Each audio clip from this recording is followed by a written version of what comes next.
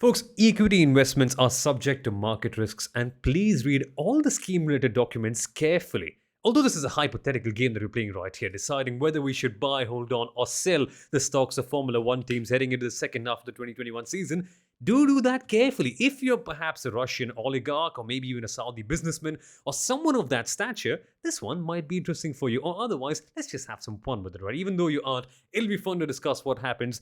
And we did a little fun thing early on in this season when Kunal, of course, being the former marketing head of the Force India F1 team, when we discussed the stocks for all the F1 teams. We considered the start of the year, well, if X team was a stock, would you buy? Would you hold on? Would you sell?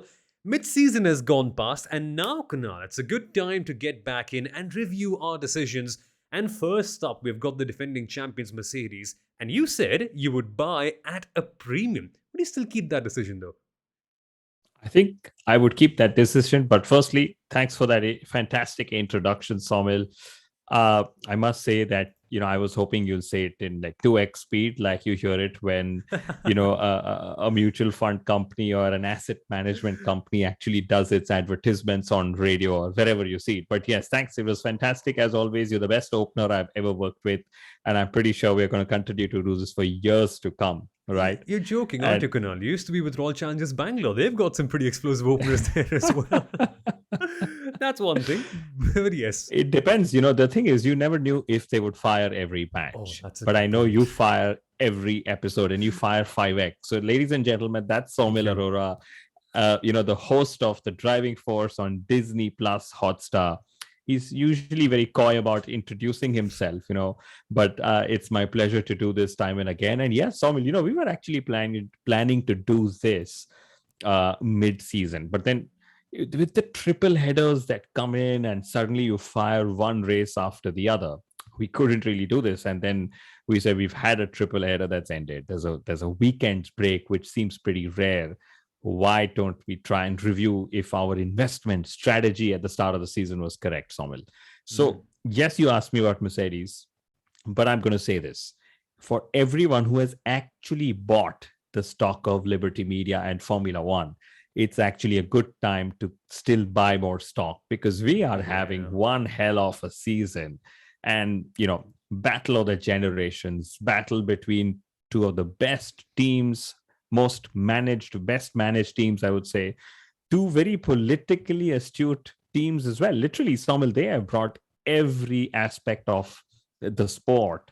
They're using every arsenal they can, whether it's the FIA, whether it's Yeah. protests, it's the media, it's the drivers, it's their second drivers, all of that. So keep buying stock because F1 stock is definitely something you and I and all of us can buy, Somil. Exactly, and it's only on the way up. And we've seen the effect that Drive to Survive has had. We've seen the effect that the Schumacher documentary has had in the first couple of days. More on that on the podcast in a few days. But it's crazy, Kunal. It is just growing, and it's good to see the regular order being challenged. And on the whole, it may not look like Mercedes is strongest here, but heading into the second half, there's still a ray of optimism, right? So uh, I wouldn't say buy at a premium. My take would be just hold on. You never know what's going to happen now, considering the competition is just getting so hot here. Yes, it is. It's great that we have a battle because typically we've not and we've seen out of the 22 odd races, eight remains, so that's just about one third of the season still to go, right?